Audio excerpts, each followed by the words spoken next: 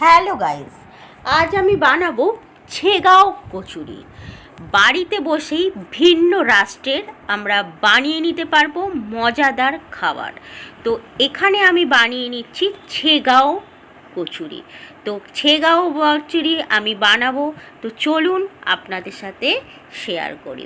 তো এটা খুব খাস্তা হয় এবং কম উপকরণে বেড়ে যায়। প্রথমেই এখানে নিয়ে নিয়েছি আটা। আটাতে বানানো যায় বা ময়দাও বানানো যায়, তবে আমি বলবো আটাতেই বানান। তো প্রথমে এখানে আটার সাথে লবণ মিশিয়ে দিয়েছি, আর এটা হচ্ছে জোয়ান। জোয়ানের পরিমাণটা 1 থেকে 1.5 চামচ।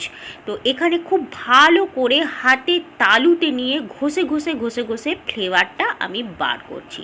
নমস্কার বন্ধুরা, আমি অনামিকা, আপনাদের চ্যানেল অনামিকা রান্নাঘরে সবাইকে স্বাগত। আর এখানে আমি ময়ন হিসেবে তেল দিচ্ছি। তেলের পরিমাণটা আমি কিন্তু ভরে ভরে 3 চামচ দিচ্ছি, যাতে এখানে ময়নটা খুব ভালো করে হয়। প্রত্যেকটা স্টেপ ফলো করবেন প্লিজ। আর এখানে দিচ্ছি 1 চামচ পরিমাণ গাওয়া ঘি। সমস্ত কিছু সুন্দরভাবে মেশাবো একে অপরের সাথে।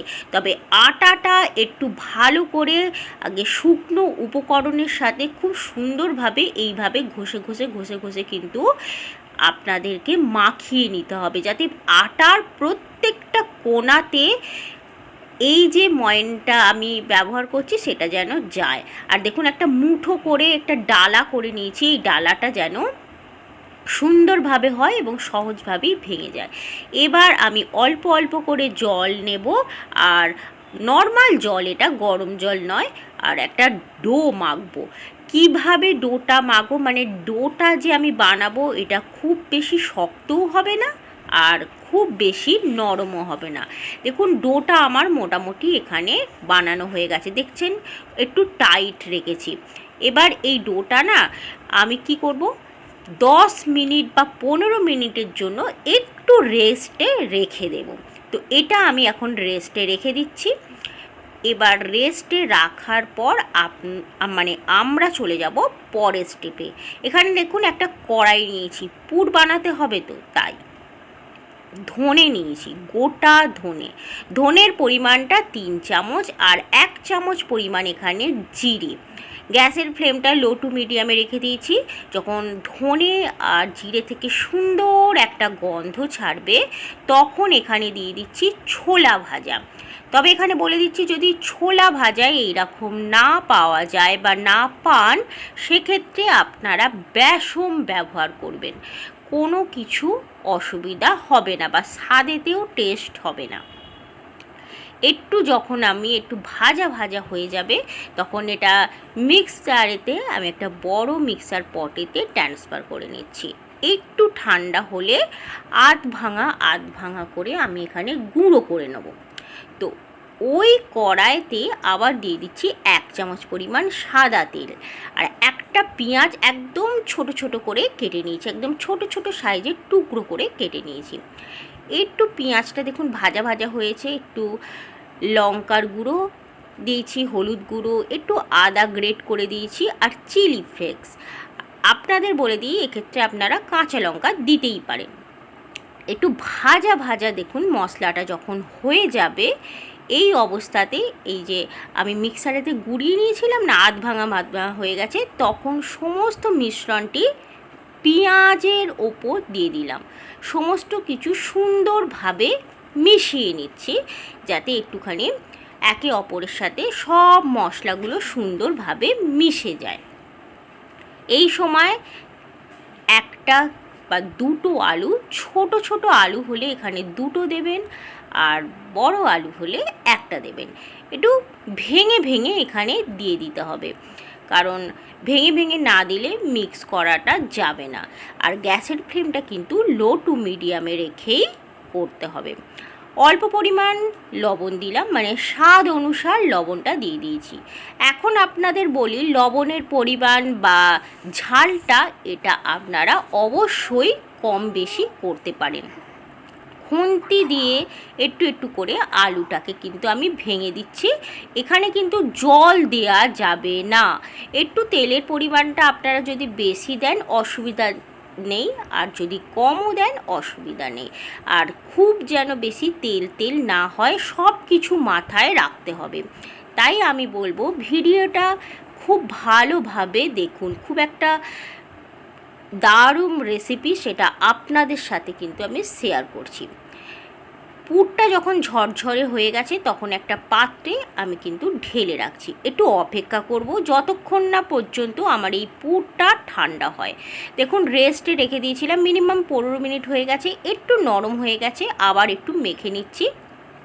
এবার আমি কিন্তু হাতে কয়েকটা বলস তৈরি করে নেব। বলসটা কিন্তু একটু ছোট ছোট করতে হবে। আর আপনাদের বলে দিই, আপনারা যে কোনো সাইজের বলস করে নেবেন, মানে পুর যেরকম দেবেন সেই হিসেবে কিন্তু আপনাদের বলসগুলো বানাতে হবে। আর একটা কথা খেয়াল রাখতে হবে, বলসটা যে আমরা বানাবো তার ভেতরে যে পুর বানাবো, পুরটা একটু বেশি দিতে হবে, সেটা আপনাদেরকে দেখিয়ে দিচ্ছি। আপনারা অবশ্যই ভিডিওটা ভালো করে লক্ষ্য করুন। দেখুন বলস বানিয়ে নিয়েছি, দেখুন কতটা আমি পুর দিয়ে দিচ্ছি। আর বলসের বাইরে যেটা আছে, যে আবরণটা আমি আটার তৈরি করছি, সেটা কিন্তু একটু পাতলা করতে হবে। এই যে পুরটা বেশি দিতে হবে, তার মানে তার খোলটা একটু পাতলা করতে হবে। এটা বেলতে হবে না, এই ঝঞ্ঝাটটা নেই। এইভাবে একটু হাত দিয়ে প্রেস করে দিলেই সমস্ত পুরটা চারিদিকে চাড়িয়ে যাবে। আর আপনাদের এই সময় আরেকটা আমি দেখিয়ে দিচ্ছি, এই যে হাত দিয়ে, হাতের আঙুল দিয়ে একটু এরকমভাবে চেপে চেপে মধ্যিখান থেকে এইভাবে করে দিলেই সমস্ত যে পুরটা সব জায়গায় চাড়িয়ে যাবে। তো এইটাই হচ্ছে মেন টিপস। আবার আরেকটা আপনাদেরকে বানিয়ে আমি দেখিয়ে দিচ্ছি। দেখুন এইভাবে গোল করে নিচ্ছি আস্তে আস্তে, যেমন আমরা পিঠে বানাই। আর বাইরের যে জিনিসটা, যে খোলটা করছি, ওটা কিন্তু অবশ্যই মাথায় রাখতে হবে পাতলা। তাই পুরটা আমি বলবো একটু বেশি বড় করবেন। এরকম আমি বলস বানাবো, বলসটা বানিয়ে নিয়ে এর ভেতরে পুরটাকে আমি আস্তে আস্তে দিয়ে দিচ্ছি এবং হাত দিয়ে একটু এইভাবে কিন্তু আমি পুরটাকে ভেতরে দিয়ে, আর বলসের যে মুখটা আছে সেই মুখটা কিন্তু খুব ভালোভাবে জয়েন করতে হবে, যাতে খুলে না যায় ভাজার সময়। এটা কিন্তু অবশ্যই আমাদের মাথায় রাখতে হবে। আবার এই রকমভাবে প্রেস করে দিচ্ছি মধ্যিখান থেকে, যাতে পুরটা সমান জায়গায়, মানে সব জায়গায় সমান সমানভাবে চাড়িয়ে যায়। আমরা যখন খাবো তখন যেন পুরটা সব জায়গায় আমরা পাই। তো এইভাবেই আপনাদেরকে আমি দেখিয়ে দিচ্ছি। ভিডিওটা আশা করব আপনাদের অবশ্যই ভালো লাগবে। প্রত্যেকটা এইভাবে বানাবো আর বানিয়ে আপনাদেরকে দেখিয়ে দিচ্ছি।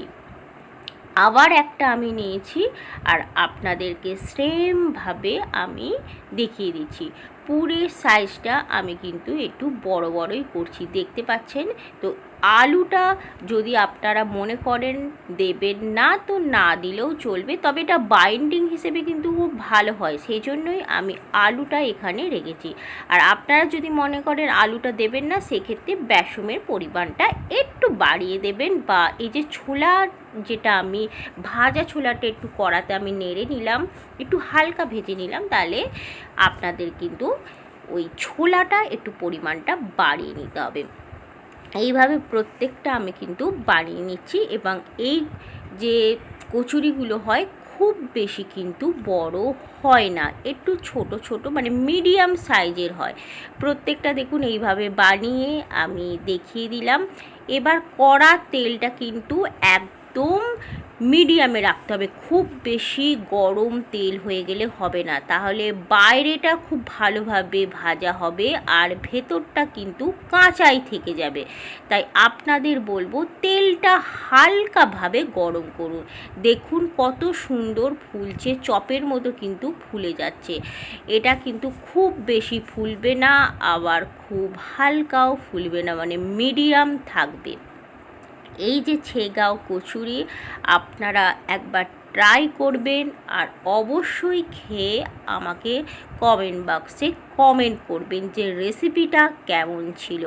আমরা সব সময় তো ডালের কচুরি বা অন্যান্য কচুরি আমরা বানিয়েই থাকি, তো এটা ভিন্নভাবে আপনাদেরকে বানিয়ে দেখাচ্ছি একদম মহারাষ্ট্র স্টাইলে ছেগাঁও কচুরি। অবশ্যই আমরা এই কচুরি খাওয়ার জন্য অন্য দেশে না গিয়ে বা অন্য রাষ্ট্রে না গিয়ে আমরা ঘরে বসেই বানিয়ে খেতে পারি। কেটে আপনাদেরকে দেখিয়ে দিলাম, পুরটা দেখুন সমানভাবে